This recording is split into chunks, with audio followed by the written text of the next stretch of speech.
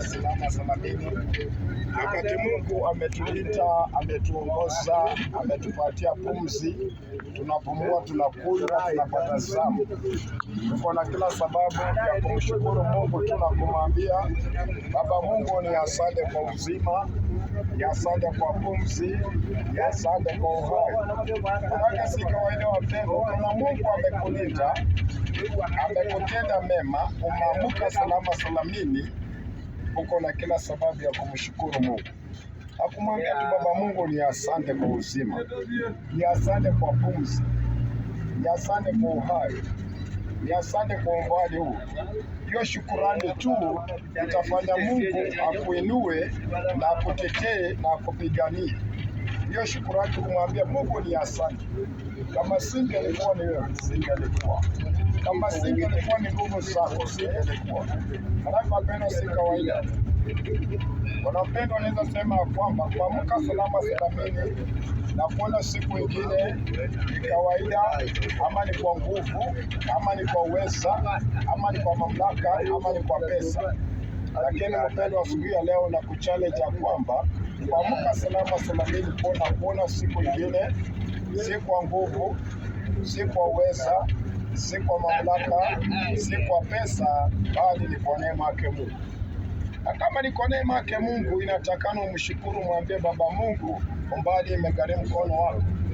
Kuna wengi walitamani kuona siku kama hii, hawajaona. Kuna wengi walimezwa na maji. Kuna wengine walilala wakalala kabisa. Kuna wengine wako na chakula lakini wawezi wakakula kwa sababu ya hali ambayo wanapitia. Mtu ako na chakula kimejaa store nzima, lakini kwa sababu ya hali ambayo anapitia hawezi akakula. Kuna mwingine anapumua kupitia oxygen, analipia kila wakati. Na mimi na watu lipi, na kama hatulipi, kwa nini usimshukuru Mungu muumba wako?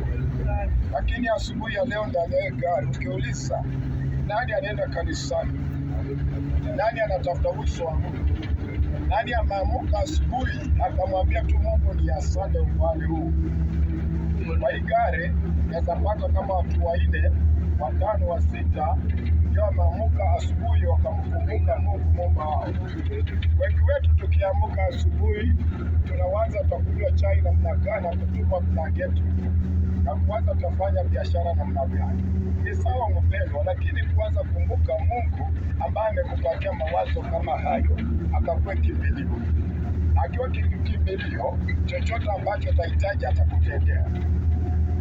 Jiulize, kwa nini mtumishi wa Mungu Musa wakati alikuwa anaenda kupigana vita alisema Mungu umenituma ni sawa, lakini sitaenda peke yangu?